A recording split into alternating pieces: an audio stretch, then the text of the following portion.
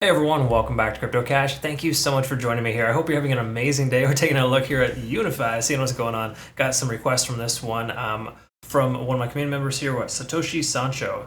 Thank you very much for requesting I cover this. I will absolutely do so, and we'll take a look at a few other key factors here, such as these patterns that we're seeing here. We're seeing an ascending type of triangle, as well as a rising wedge. So we'll talk about that. Those are smaller time frame patterns, which again, to keep in mind, smaller the time frame, the less reliable they are. But honestly, there's not a lot of data here in this range for Unifi, so we got to kind of look at what we can, right? So if you're new to the channel, keep in mind I'm not a financial advisor. I do love teaching people to trade. Truly hope you can learn something here today. And if you do want to become a better trader, cryptocash.tech is a site linked down below where you can learn to effectively become a better trader. We have a summertime sale, as well as quite a few other factors. Obviously, we got a free Discord here. Be sure to jump on over to our general chat. We're having some fun over there. And then same thing with my Twitter and Telegram. All that's linked down below. If you prefer to kind of stay in the know with specific key factors, okay? So again, all in all, pretty decent here. So with Unifi, what we're looking at is a pretty good situation all in all, okay? So let's take a look here. Feel free to understand that the moving average, the 20-day SMA, is probably one of the most impactful moving averages you could use on whatever time frame. Honestly, it's good on all time frames. It helps you understand like the momentum and the shift, though, right? Because basically it takes the last 20 candlesticks and averages it out. And again, at this point, we can see here that we're ascending concurrent with it. Okay, so until we break below that trend, we're gonna kind of head and assume this is going to continue. Now you got to recognize too that this trend is moving pretty hard, pretty fast. And typically, it's supposed to have pulled back by now. Okay, right? We've had 3 white soldiers here. We've got another 2 extra ones there. Usually, the 4th day of bullish momentum is considered to be a red day. We haven't seen that yet. Okay, so there's been no correction from this coin, minus small little intraday corrections. At this point, we can assume it's going to continue until it doesn't. Good news is we have a strong support level here at 0.786, roughly that $7 mark. That is a key level support if the price does pull back, not only based on Fibonacci retracement levels, but also previous volume. Because if you look at the most recent time frame here, we can see there's a lot of volume starting to stack up in this higher ranges, but obviously the most at that foundation at 450, 420 range. Okay. Now, all in all, in the overall sense of things here, we can see at this level here, this is a previous resistance too. So turn support level, we can recognize that $7 even is probably a pretty good support. Okay, so just know the price does pull back to that level. I wouldn't be surprised if it finally does one of these days here soon. $7 should hold up, hold its weight there essentially, and keep the price action in place.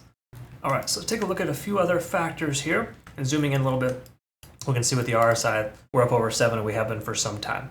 Okay, so we're now trending closer to 83. So it's kind of crazy that this is continuing to get higher. Anything over 80 is typically a massive overextension. So I'd be surprised or remiss if the price continues much further in this direction.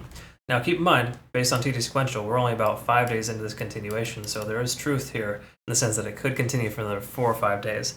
And with this being a weekend coming up here as well, weekends are typically profitable for most altcoins, or we see more volume coming into altcoins on the weekends. Because folks get paid on Friday, they decide they want to invest over the weekends, and a little more casual trading when Bitcoin is supposed to be going sideways. Okay, keep that in mind. There's a few other factors, of course. We'll talk about Bitcoin dominance and stuff in a later video, of course, when I cover Bitcoin specifically. But right now, Bitcoin is struggling, and coins like this are doing very well. So I have referenced today so far Cyber and Blue Zell, and both coins are doing very well. Again, those are the coins that I get the most requests on, likely because the rest of the market is pretty dead. Okay, so I totally get it. I'm the same way too. I prefer to focus on an enjoyable market instead of just a bloody red market. Okay, that said, daily looks pretty decent here even still. I think we are due for a correction soon though, being up over 80 on the RSI. It's got to be a case in point soon where the price action is going to consider to slow down, because you have this once you hit a certain points in continuation patterns, the price has to pull back eventually, right? As it can't go up forever, but once again, this has proven to be a very interesting coin. Okay, enough circular conversation there. What we want to talk about here is this pattern here as well. We got a rising wedge again, okay? You're starting to see these patterns occur on multiple time frames. It's kind of showing that it wants to continue and there's no reason for it not to. We take a look at the volume. It's still maintaining itself really close to that moving average, which is pretty good considering how much extra volume we've had coming into the market here. So to me, we're looking at a potential price action increase here moving forward. Now keep in mind, there is some liquidity at a lower price point, so when we look at fair value gaps, there's a most recent one that didn't fully get filled, but it kind of did. Okay, so in truth, these previous fair value gaps, they may never get filled, or it's going to take some time to fill. We have to confirm a bearish trend first before we expect that. And I don't think we're even close to doing that yet. Okay. So again, even though the 4 hour, albeit overextended, as we can see here, pretty clear as day, we're starting to see that there's a shift in momentum here, where stochastic is telling us we could very well see another move up. Okay. Even though we're maintaining above 70 on the RSI. So this is defying most of the laws of trading. A lot of normal indicators you'd use to kind of anticipate a turnaround are not really present. We've broken through all the previous fair value gaps. We're establishing new ones, but not correcting them yet. And we just have this ascending trend. And we can take a look here. You can pretty see, obviously, the 200-day SMA is further behind, but the 20-day is telling us that we are still in good shape here, and the ascending trend is continuing. Okay, so until we break below the 20-day SMA on either the daily or the 4 hour, there's no reason to expect this to turn around anytime soon. So just pay close attention to those things. They're definitely factoring in. The hourly isn't overextended by any stretch, but it does tend to be consistently hitting 5s and 6s. We got a 5 here in a turnaround, 6 in a turnaround, 6 again, and we're up to a 2. So hypothetically, we're maybe looking at another 4 more hours of continuation of the upside before the price pulls back. That would put us almost exactly at the time in which the traditional markets close. So I wouldn't be surprised if we start seeing some kind of pullback near the end of the day, but I don't think it's going to be all that massive. We're still making higher highs and higher lows. The ascending trend is continuing upwards, and there's no reason to expect this to turn around until we break below the cloud. And again, the cloud is working concurrent with these trend lines. So in truth, I would never bet against this coin until we see the price action traveling sideways and down, and then the cloud is above the price action. Because we still have yet to see that happen. We haven't seen that since the $5 mark, and that was roughly, 3 or 4 trading days ago.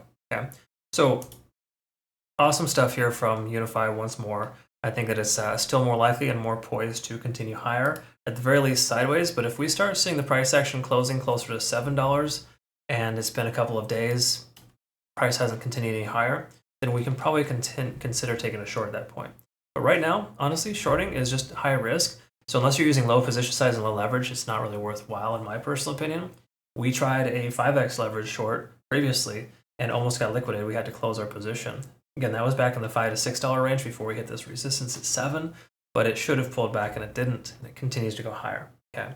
Now, while we are still very profitable in the overall sense here, I mean, we've taken 43% from Bellcoin, 18% from Bitcoin, 15% from Ape, 32% from another Bitcoin, Ethereum Classic, Matic. I mean, the list goes on. We consistently hitting profitable trades day in and day out. But this was one of the coins that we shorted and didn't have any luck with. So just to give you an idea there, it could be the time to turn around now finally for example, but really there's no reason, there's no proof here showing that it's going to turn around, minus being overextended on larger time frames. But once again, the trend is showing that we're ascending positively. Until we break through those trend lines, I don't think it's worth shorting. That's personally my opinion.